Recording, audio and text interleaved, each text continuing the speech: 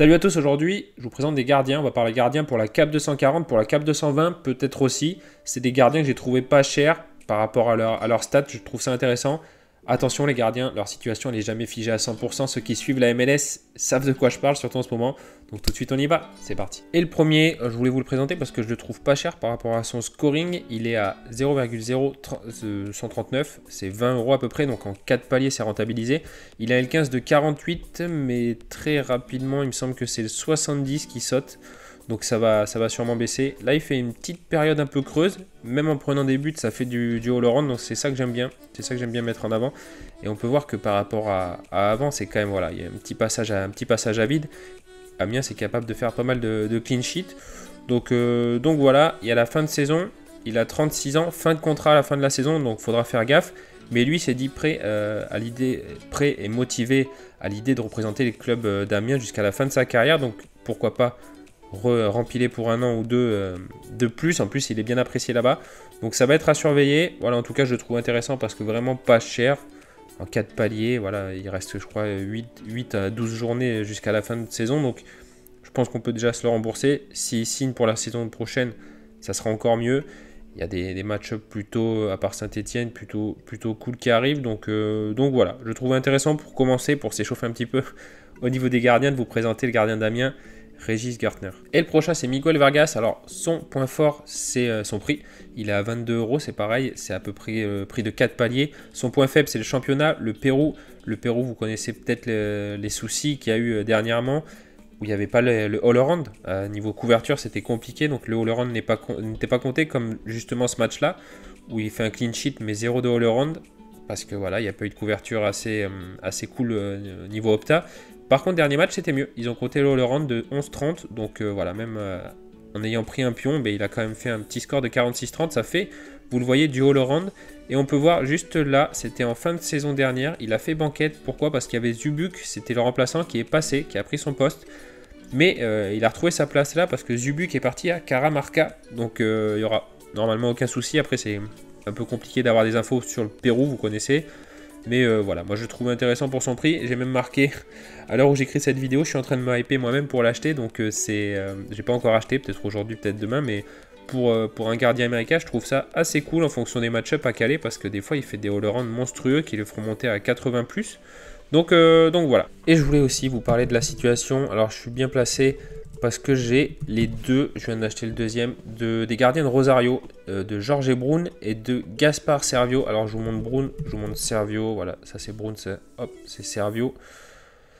Et donc Servio a perdu sa place. Il a commencé la saison et vous voyez qu'il a fait quand même pas mal d'erreurs. Il a fait 4 matchs, donc il a fait 3 erreurs qui ont entraîné un but sur ces 4 matchs. Donc dernier, ça a un peu crisé au niveau du club de supporters contre Lanus. Donc du coup, il a été bench et c'est Brown qui a pris sa place du coup. Brown, ça fait deux matchs qu'il est donc titulaire. Il a fait 2 jolis scores, vous pouvez voir. Et le dernier match, alors Brown, je vous le dis honnêtement, les 2 gardiens sont pas fous du tout. C'est vraiment un level assez faible, mais ils ont rien d'autre. Donc du coup, ça sera soit l'un soit l'autre. Moi, je pense qu'à terme, après c'est un avis perso ça, je pense qu'à terme, Servio va reprendre son poste parce que Brown, c'est honnêtement pas possible, c'est très lent, c'est lourd, enfin si vous le voyez, vous verrez que c'est compliqué. Là, il a pris 4 buts, il a pris 4-1, il a arrêté un péno avant de prendre les 3 buts à 2-1. Pour Sarmiento, il était à plus de 90 de scoring parce qu'il avait arrêté un péno, il a fait aussi pas mal d'arrêts, vous pouvez voir, il a un all-roll de 30.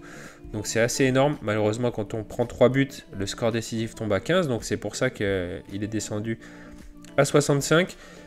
Il a été vachement lâché par sa défense. Ils étaient à 11 contre 10. Donc il a été vachement lâché par sa défense. Mais je le trouve quand même pas formidable du tout. Donc situation à surveiller. J'ai pris Brown, je l'ai payé, un peu hypé, je l'ai payé assez cher. Je l'ai payé 0,135, il est monté là parce qu'il est monté en direct quand il faisait son 90. Il est descendu aussi sec, du coup il s'échange vers les 0,135. Je pense qu'il sera encore titulaire ce week-end. Mais voilà, j'ai quand même acheté Servio pour assurer, parce que honnêtement je pense que c'est Servio qui terminera la saison. À surveiller, mais voilà, je voulais vous parler de cette situation un peu ambiguë, un peu complexe en ce moment. Et il n'y a pas qu'en Argentine, je vous parlerai un petit peu de la MLS tout à l'heure.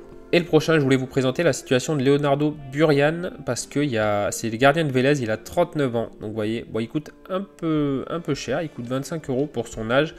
Après les stats, c'est pas fou non plus. Je voulais vous le mettre en situation parce qu'il y a le coach de Vélez qui a été viré après le match contre Boca. Donc là, il y a un nouveau coach pour ce match-là et il a été titulaire. Donc il y avait un gros doute sur le fait que ça soit lui ou Gaston Gomez. Gaston Gomez, c'est un gardien 27 ans qui vient du Racing. Donc c'est un très bon club qui, on peut voir, faisait des très bons scores avant, qui est 2 fois plus cher quasiment que Burian. Donc voilà. Il y a de la concurrence à ce poste, donc est-ce qu'à un moment ou à un autre, Burian va sauter? Peut-être, donc c'est une situation à suivre, voilà, je voulais vous l'exposer comme je suis le championnat argentin, que je suis un peu au courant de ça, donc voilà, à suivre Leonardo Burian, voir s'il garde sa place ou si c'est Gaston Gomez qui à un moment vient le concurrencer au poste de numéro 1. Allez, je voulais vous faire un petit check sur un gardien, je l'avais scouté dans une de mes vidéos et je voulais vous faire un petit check parce qu'il n'est pas cher du tout, c'est un gardien U23 encore jusqu'à l'année prochaine. C'est Ivor Pandur, donc c'est gardien croate qui était dans les jeunes de la sélection nationale de la Croatie, donc quand même bon gardien. Et je voulais vous faire un petit rappel parce qu'en fait il a Fortuna Sittard et son prêt se termine à la fin de la saison. Il devrait normalement retourner à Hellas Vérone. Après, à savoir est-ce que Fortuna va le garder ou pas, eh bien c'est à voir. J'ai trouvé aucune info dessus. Mais quoi qu'il arrive, c'est vraiment pas mauvais pour un gardien U23. Donc voilà, je voulais juste faire un petit check rapide sur lui. Et je voulais repasser vite fait sur mon gardien.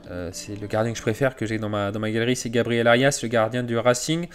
Je vous montre vite fait son remplaçant, parce qu'il est intéressant à prendre, parce qu'il avait longtemps été blessé quand même, Arias à un moment.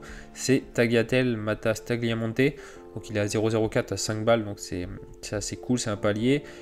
Arias, il reste assez cher, mais ça reste quand même un top gardien, même s'il a 35 ans. Vous pouvez voir quand il fait CS à chaque fois, c'est quand même plutôt cool. Là, par rapport à ses derniers scores, son L15 va peut-être un petit peu baisser. Je vous ai montré son remplaçant parce qu'il a longtemps été blessé. Donc c'était Gaston Gomez qui avait pris la titu. Là maintenant c'est Tagliamonte. Donc voilà, ça peut être intéressant de prendre les deux. Je voulais faire un petit check sur lui parce que je le trouve toujours aussi intéressant. Avec sa petite baisse de prix, avec ses derniers scores, il y a peut-être moyen de bien le négocier, donc voilà. Et je voulais faire aussi un petit check sur les gardiens MLS, parce qu'il y a pas mal de situations compliquées en ce moment avec les gardiens MLS. J'en ai noté pas mal, par exemple, à DC, il y a Tyler Miller qui a pris le poste, mais il y a Bono derrière en concurrence. Après, il y a Ivacic et Bingham, c'est pareil, Ivacic et Bingham, Ivacic qui est resté banquette. Alors il était revenu d'une blessure à la main, il est resté banquette sur les 2 premiers matchs. C'est Bingham qui a pris la titu. Après voilà, Bingham c'est pas super fou dans le jeu. Moi j'ai pas non plus, il m'a pas impressionné en tout cas sur ce match. Après ils ont pris Los Angeles. Donc voilà, premier match par contre il avait fait un clean sheet. Ivacic a été blessé à la main et il vient de prolonger en plus. Franchement c'est un bon gardien. Donc je le vois pas rester sur le banc moi toute la saison. Je vois Bingham sauter plutôt, à voir. Donc voilà, il y a plein de situations comme ça en ce moment. Vous pouvez voir, il a fait 10 au dernier match. Après c'est Los Angeles, c'est quand même assez compliqué. Donc voilà, il n'a pas, même dans les sorties et tout, il n'a pas été foufou.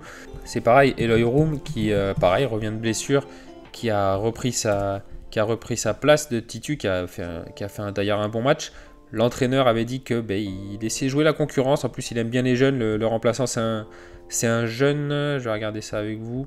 C'est Patrick Schulte, voilà, qui a fait le premier match. Bon, il a fait un score de 9. Après, j'ai pas vu le match, donc je sais pas comment ça s'est passé. Mais ils ont pris 4-1 à Philadelphie. Après, c'est compliqué. Donc voilà, il aura peut-être sa chance dans la saison. Donc il faudra faire gaffe à lui aussi. À Vancouver, c'est pareil. Vous l'avez suivi. Il y a Yohei Takaoka qui est arrivé, qui a été très très bon sur ses 2 premiers matchs, donc je pense pas que Thomas Hasal reviendra. Voilà, je pense que il n'y aura pas de souci pour Takaoka de rester. Vous voyez, il a pas fait de clean sheet sur ses 2 premiers matchs, mais le all-around est assez cool. Là, ils viennent de gagner 5-0 contre Espagna en CONCACAF. Donc voilà, en plus ça fera les midweek, donc ça peut être sympa. Après il est un peu cher pour la cap, là je suis parti un peu en dehors des caps, mais voilà, ça peut. Takaoka pour moi ça sera avec Blake, les 2 meilleurs gardiens de MLS cette année en tout cas. Et une autre situation qui est complexe, c'est la situation des gardiens à Colorado. Yarborough qui a commencé, ils ont recruté Illich, l'ancien gardien de Coutray.